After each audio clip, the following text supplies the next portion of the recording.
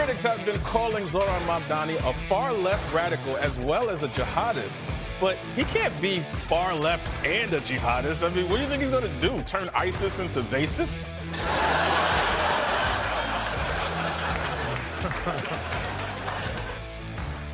That was a gender dysphoria reference.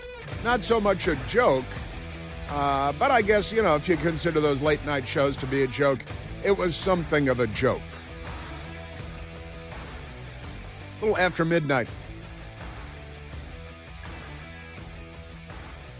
Well, a very good and happy Monday to you, and welcome back. Hope you had a great American weekend. We're just wrestling a few things to the ground in the studio here. My microphone fell right off of the microphone stand when I came into the studio this morning. Dropped like a rock. Gravity proven once again. So I had to do a little repair. I might have violated some union regulations putting the microphone back on the stand, but I thought that I needed it. A very, very good Monday to you. Boy, a big weekend. Not a very good one for the Washington Redskins, They call them the Commanders now. The Democrats are very, very angry because they're always very angry. Who are they angry with today, Michael? They're angry with everybody in Virginia. They're angry with Spanberger. They're angry. Who else were they angry with then? Tim Kaine. Oh, yeah, Tim Kaine. They're angry with Tim Kaine. They're Democrats. Is Democrat on Democrat violence. Got to look out for that because you know how violent they can be. But that was fun. The President of the United States went to the Redskins game yesterday. He flew in on Air Force One. He was coming back to Washington, D.C., with Air Force One, in Air Force One, did a low, slow pass over the football stadium while the big game was going on, the Detroit Lions and the Washington Redskins. Democrats call them the Commanders. And, we call Reagan Airport. Democrats call it National Airport because they're the neo-Confederates. They're the Confederate Army for the 21st century. But never mind that. President Trump landed after doing a low, slow flyover of the football stadium with the NFL game going on. President Trump landed at nearby Joint Base Andrews, also known to many as Andrews Air Force Base. Landed, and Andrews is pretty close to the football stadium where the Redskins play, where the Commanders play. And the president then made his way over to the stadium, lickety-split, just like that. And he was in the broadcast booth for quite some time. He did a bit of broadcasting. He swore in a bunch of Americans that just enlisted in the United States military. Democrats were there. There were some Democrats there at the stadium, and they booed. The Democrats, they booed the U.S. military. They booed young men and women being sworn in to join the U.S. military, become American military. And the Democrats booed and jeered because of the rampant mental illness that is the Democrat Party.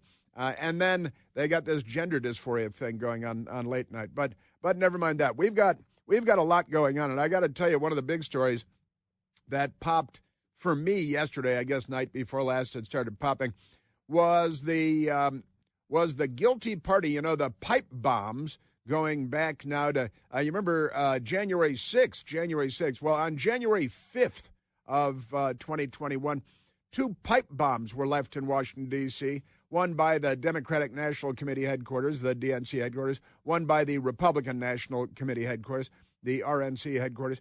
And, the FBI just couldn't figure out who did it. Here's the video of the person walking and talking on their cell phone. And they arrested every grandmother that walked across the lawn at the Capitol on January 6th, but they couldn't find the pipe bomber. Well, an investigation, and it actually started with Breitbart investigating, and Breitbart has come up with a report now. And I got to tell you, they're saying that they have identified at least, let's say, a suspect who may have been, who they say appears to have been, the person that left the 2 pipe bombs, done by way of video analysis of the gait. That is to say, the way that the person walks. Here's the person leaving the pipe bomb at the RNC. Here's the same person leaving the pipe bomb at the DNC. We have video from location 1, video from location 2. Still the FBI 5 years later couldn't possibly identify the person. Here's the person on their cell phone using the local cell phone tower. Couldn't possibly get to the bottom of that. Too busy arresting grandmothers in Montana and Alaska for praying at the Capitol on January 6th and putting them in prison for years. But now it turns out, according to this investigation, you'll never guess, the suspect is a woman. A woman. That means, that she is her and identifies as a woman and all that. The woman who is a suspect based on the video analysis of the walking pattern, the gait analysis, is a U.S. Capitol Police officer, or let me say was a U.S. Capitol Police officer at the time, had been a U.S. Capitol Police officer for about 4 years.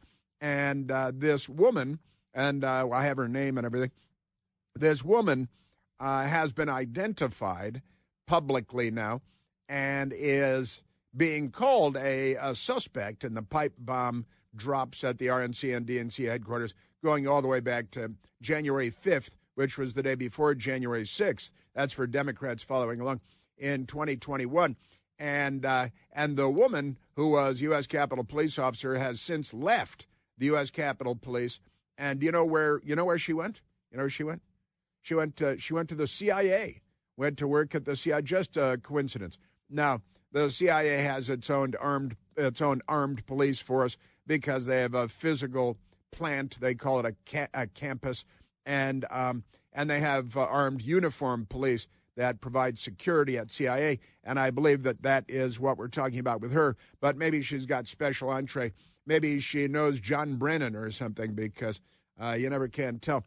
But this is a fascinating story that I want to share with you because it's kind of a big deal. A U.S. Capitol Police woman, the pipe bombs, January 5th of 2021. The Blaze has it. I say The Blaze. The Blaze has the story, and they're out in front of it. Her name is Shawnee, Shauni, Shawnee Kirkhoff. Now she's at the CIA. Now, I'm not saying that Shawnee Kirkhoff is the guilty party here, but an analysis has been done of the videos, plural, showing the person leaving 2 pipe bombs at 2 different locations, DNC headquarters and RNC headquarters.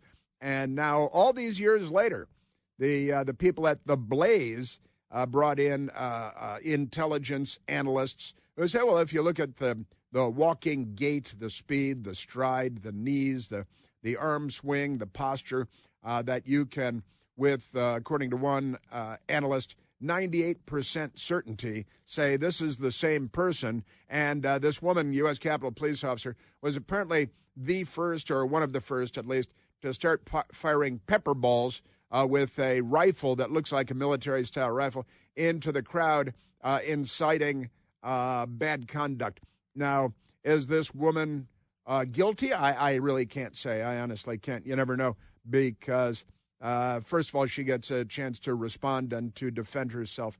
But we've got to ask Shawnee about this. Hey, Shawnee Kirkhoff. Shawnee could call in, as a matter of, she's working at CIA. That's nearby.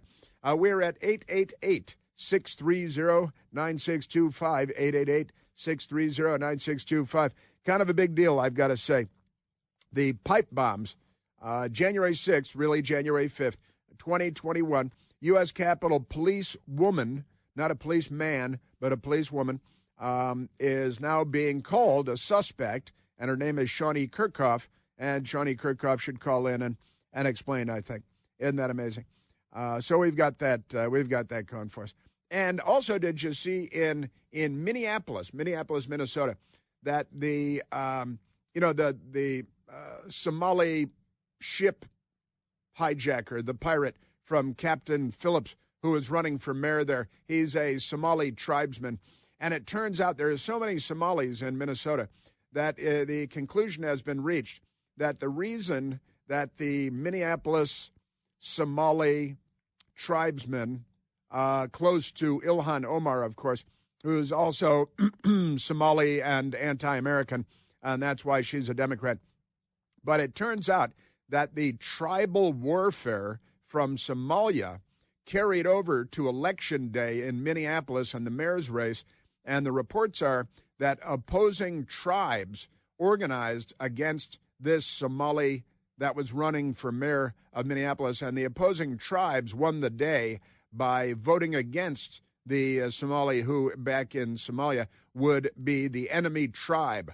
And so there's tribal warfare going on in the Minneapolis election because the Democrat Party is turning us into a third world country, and that's what we have going. Also, you probably didn't watch it, but last night CBS had, it was kind of during football games, CBS network had a broadcast, a news broadcast, and they talked about Arab militias invading Sudan and massacring thousands and thousands of civilians. Isn't that amazing? Yeah, it is. And in addition to that, President Trump is welcoming the president of Syria to the White House today, where in Syria there are thousands of Christians being massacred by the Muslims there, the Islamists there, and Druze, also another religious sect, kind of Lebanon-centric, but also in Syria, and they're massacring them. So in the name of Islam, the Muslims are massacring Druze, massacring Christians in Syria, and certainly in Lebanon. The Arab militia, CBS News reporting, going into Sudan and massacring their Muslim Arab militia, going into Sudan and massacring thousands and thousands of civilians. And the tribal warfare carries over to Minneapolis, Minnesota on Election Day because a Somali was running for mayor and being backed by Ilhan Omar, same tribes, you know. Ilhan Omar's family was a part of the corrupt militaristic communist dictatorship in Somalia, and her family had to flee because they were going to be massacred during the Revolutionary War there, because they've got that sort of stuff going on here. The Democrats are turning us into a third world banana republic. But back to more fun stuff. President Trump was again at the Redskins game, the Commanders game last night, against the Detroit Lions. The Detroit Lions played very well. The Washington Commanders did not play as well, and they lost terribly, went down in flames. I think it was 44-22 final score. But it was the first time that a president of the United States has attended a regular season NFL game in person since Jimmy Carter. Jimmy Carter was now you might go to a Super Bowl game or something, but a regular season game. The last time a president went to a regular season NFL game was 1978, and Jimmy Carter was the president. Isn't that amazing? Just remarkable stuff. And President Trump there for the Lions-Skins game here in Washington after having Air Force One doing a low and slow flyover, and the president swearing in new enlistees to the American military, while Democrats in the crowd booed because, they're really more like Somali tribesmen. They should be living on Fort Sumter. They're not on the side of America, not by a long shot. Today is also the 250th birthday of the United States Marine Corps. That's right, 1110. Isn't that great? November 10th, every year, it's the birthday of the United States Marine Corps. 250 years ago today, and they're having their birthday. So see a Marine, salute a Marine, buy a Marine a beer. It's the Marine Corps birthday. Isn't that great? Tomorrow is Veterans Day. Democrats are against it, unless you're a Somali, in which case. And there's another big story, and that is 8 Democrats in the United States Senate have said, well, yeah, we'll vote to reopen the government. And the news media has to carry the lie, this twisted lie.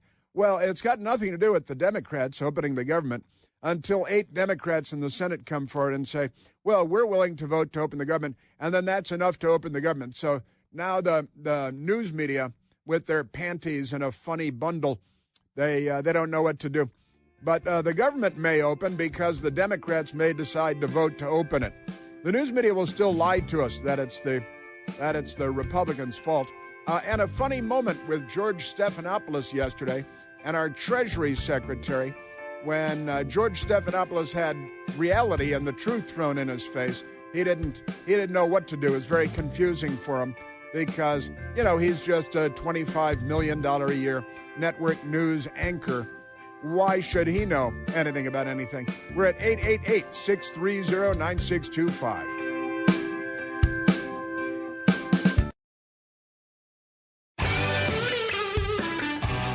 All right, we have returned. Let us go to the telephones, Michael, and talk to the great American people. Let's go to Pat, calling from Fairfax, Virginia. Patrick, you're on the Chris Plant Show. Good morning, Chris. Hey, Pat. We're blessed to be in America. Yes, I'm we an are. Army veteran. I'm an Army veteran, and I attended the game yesterday. Wow. All right. Thing that we had planned for about 6 months, but I was excited that it was a Veterans Day service. But I could tell you when Air Force One flew over, there was booing. When he was up shown first in the owner's box, booing, and then again during the induction ceremony. So two things that struck me was there was a service for people, Gold Star families, right before the induction, that the looks on the faces of those people at the reaction of the crowd to the president, I mean, they looked very hurt, and I'm sorry about that. But and then during the induction, the booing was so loud. I actually asked some people around me if they would tone it down for the induction, and they basically said, we don't agree with what the inductees are doing, and we don't agree with Trump, so you just take care of yourself and shut your mouth, basically. So that's what it was like. And there were a few people standing, myself and several other people, but for the most part, it was pretty disgusting. It was pretty bad. They're the party of the first American Civil War. They're the party of political violence, of shooting Donald Trump and shooting Steve Scalise and shooting Charlie Kirk. They're the party of street riots and violence and thousands of attacks on federal law enforcement officers. They're a party of firebombing the Jewish governor's mansion in Pennsylvania. They're a violent, repugnant, anti-American political party, the Democrat Party is. Am I exaggerating? No. In fact, what went through my mind was two things. I was heartbroken. Second, I felt if I pushed the issue, I would probably be beaten up. It was kind of out of control. Wow. The Democrat Party and the media lies about it every day. Speaking of liars, we have Schumer coming up.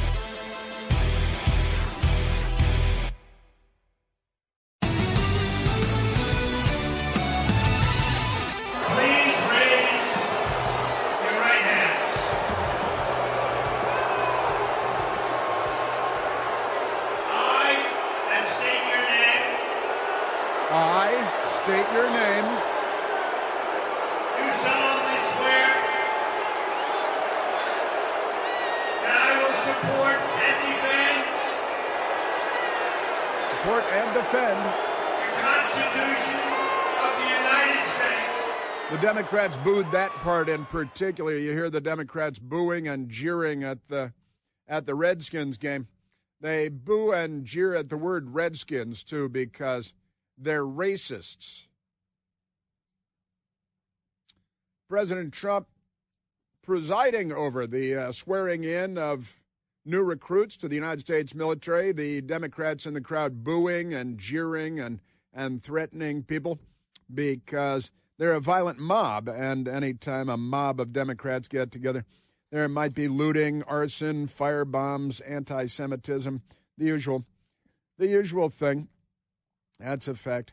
And we've got the president at the football game yesterday. Again, it was quite a remarkable sight to see Air Force One coming in, do a low, slow pass over the stadium, and the Democrats were already jeering and booing. You have to go through magnetometers to get into the stadium. Otherwise, it probably would have been thousands of people shot by the Democrats. No mags, big body count. More Democrats, more crime. More Democrats, more murder. More Democrats, more shootings. That's your Democrat Party. And they're not not on the side of civilization. They really aren't. Not even close. All right, let's go to President Trump from the game yesterday because he was we got socialism is in the dock today. We've got Islamism. We got them all. Aren't they amazing? That was number 17, soundbite number 17 there. And the president, the commander-in-chief at an NFL game.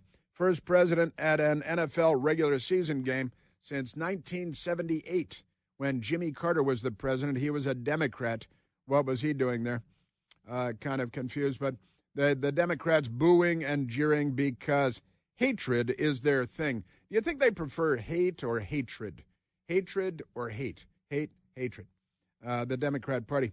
But they hate, we just heard from our great first caller, an Army veteran from Pat, and Patrick was at the game, and he explained that they booed Air Force One flying over. They booed President Trump being announced in the sky booth. They booed President Trump swearing in troops, and then they burned, what town did they burn? What town did they burn to the ground? They should be wearing Confederate uniforms again because the Democrat Party is the Confederacy. Just crazy. Now, President Trump, he had the swearing in. You're just listening to a bit of it. And then he was in the box and doing an interview and kind of doing a little play-by-play, too, because they said, hey, Ronald Reagan used to do sports play-by-play. Maybe you'd like to do, before he was president, maybe you'd like to do a little play-by-play. And President Trump kind of goes along with everything because he's a great sport and he likes people, unlike Democrats, for example, who don't like people. The left, they don't like people. That's key to everything, is not liking humanity. And that's why the left can be so comfortable at massacring tens of millions of people, and why they don't care when Arab militias go into Sudan and slaughter thousands of civilians in any given week. And I'll give CBS credit for reporting the story. But let's get back to President Trump. The Democrats just don't care about human life. They harvest the organs of 1 million children a year, and they call it choice. Goebbels called it choice, too, interestingly enough. Let's go to number 18, President Trump.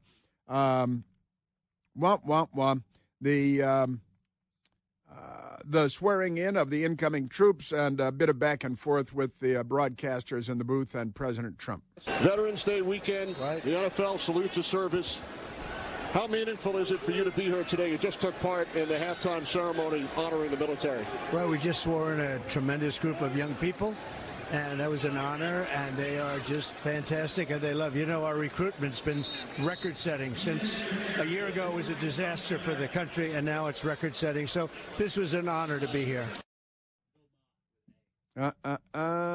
Jonathan Vilma, Kenny Albert, the sports broadcasters for Fox Network Television yesterday in the booth, and it was great stuff, and everybody was happy and relaxed in there.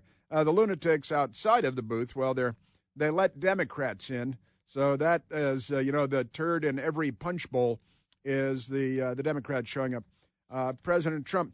Then they say, hey, how'd you like to call a play or two? Maybe you'd like to do a little play-by-play. Would you like to call a play? Well, I would like to do that if you'd like me to, but I will say that your second string, your backup quarterback is a good quarterback, and he's had some very good games for you, and your first string quarterback has the potential, I think, to be a great quarterback.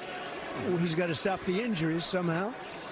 And let's see, we have I think this is a very important couple of plays. Here we go. Second and 7. Right, 2nd and 7. Let's see what happens. Whoa. That's all right. Krosky Merritt. Not bad. Takes it down to the 5-yard line. That's right. Good runner. There we go. This is a very big play, don't you think? I think they have to get a touchdown. Let's put it differently. They just have to get a touchdown. There we go. Now you're doing my job, because that's what I was going to say. They have to get a touchdown. Just forget about the play. They have to get a touchdown. So you've done my job. Now you've done his job. You're a regular here in the broadcast booth. Yeah, it's have to get a touchdown. And then you know what happened? Then they got a touchdown on that play. He called it. And he said, yeah, I really got to get a touchdown. And they got a touchdown right there. The Democrats, they're very angry about everything, naturally. And look, President Trump got in there and got out of there. We're happy if there's a gathering where there are a lot of Democrats and nobody's shot. That's progress at this point. The People Magazine people, their headline is Donald Trump greeted by massive boos, comma, and some cheers. Well, wait a minute. Massive boos and some during Commanders versus Lions NFL game. Trump's November 9th appearance made him the first sitting president to attend a regular season NFL game in almost 5 decades. Almost 5 decades, because Jimmy Carter was the last one. Isn't that amazing?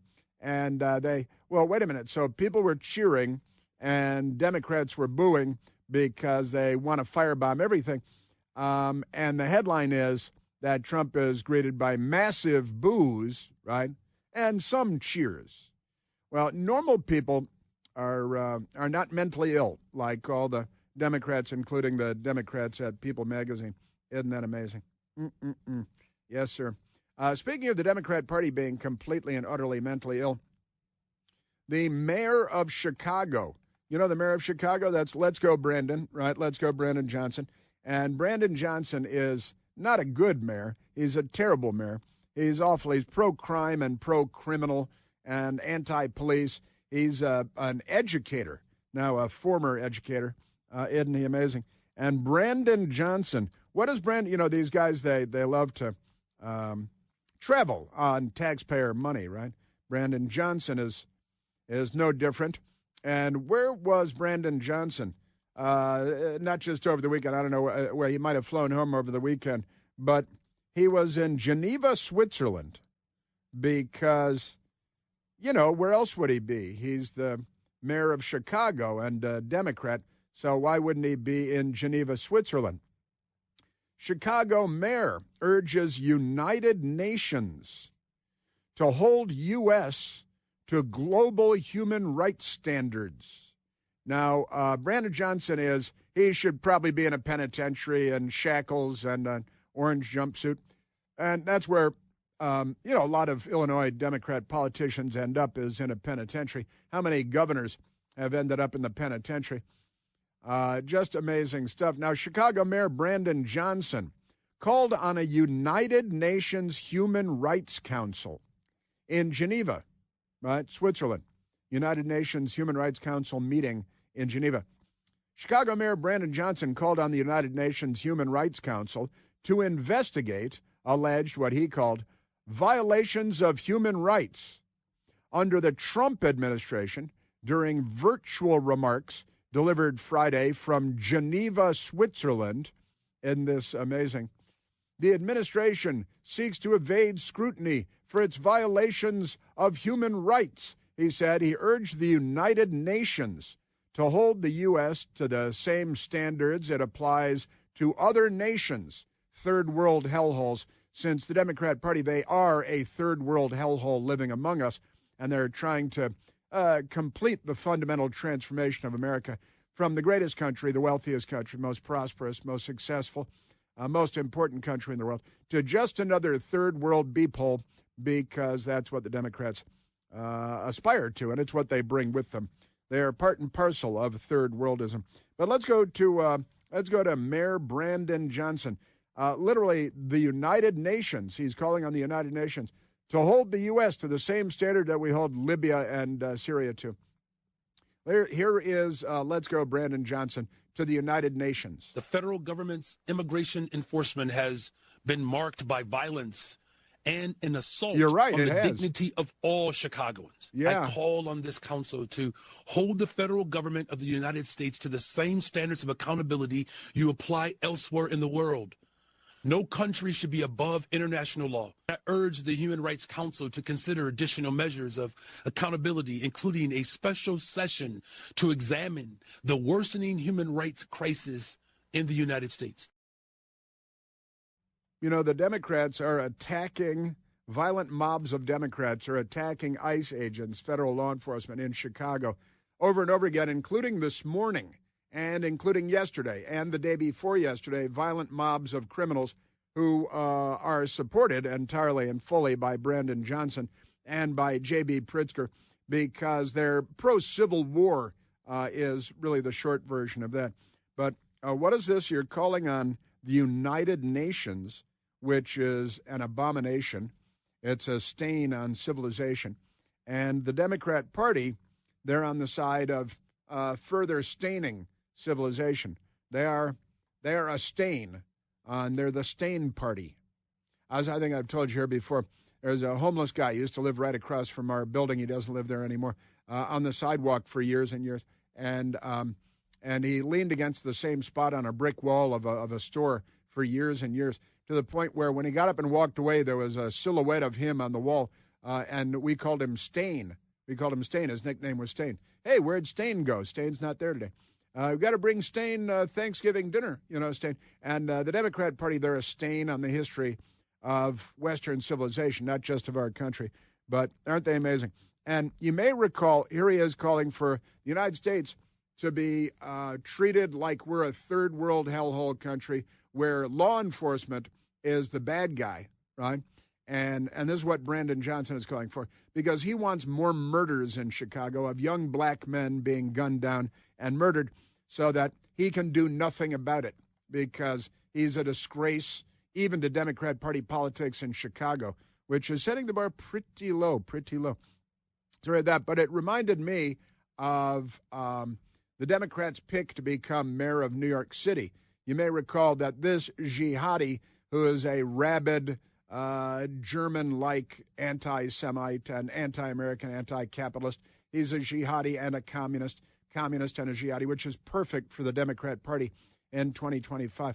But as Brandon Johnson is demanding that the United Nations intervene to somehow invent the power of arrest and to arrest and charge immigration, customs enforcement, federal law enforcement agents in the United States for enforcing the laws as passed by Congress. It reminded me of New York City because of the communist jihadi that they are launching into Gracie Mansion, where the mayor in New York lives. You may recall that he, radical extremist that he was, is calling for Benjamin Netanyahu, the prime minister of Israel, to be arrested when he comes to New York for the United Nations meeting or something, and for Israeli soldiers to be arrested and charged with crimes against humanity and war crimes. Would Mayor Mamdani welcome Benjamin Netanyahu to the city? No. As mayor, New York City would arrest Benjamin Netanyahu. This is a city that our values are in line with international law. It's time that our actions are also. Even though the U.S. is not a signatory to the ICC? No, it's time that we actually step up and make clear what we are willing to do to showcase the leadership that is sorely missing in the federal administration. Yeah, the International Criminal Court. The United States didn't sign on to the ICC, the International Criminal Court. We're not subject to the whims of this fraudulent international body. The Democrat Party is so fundamentally anti-American and un-American that they sign up for the ICC and threaten, this is, again, Mamdani, threatening to arrest the Prime Minister of Israel, one of the United States' key allies, certainly in that region of the world, because they're being attacked by jihadis who are literally genocidal.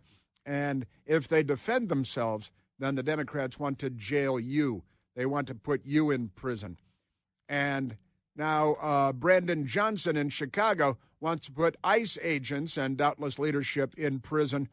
And he wants the United Nations to do it. The ICC, the United Nations. The Democrat Party they're un-American. They're not an American party. They've abandoned their role, which they once held proudly, as an American political party. They've moved on from that. This is the international left, the Davos left, the Geneva left. And they want to jail us, the good guys, just as every cop is a criminal and all the sinners saints, as the Rolling Stones said decades ago. They're not on our side. There are Americans who are engaged in this kind of propaganda. And whether they should be civilly or even in some cases criminally charged is something that would be a better deterrent.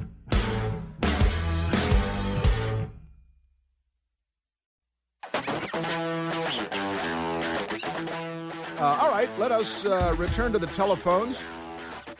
Talk to the great American people. Let's go to Dan, calling from Fredericksburg, Virginia. Daniel, you're on the Chris Plant Show.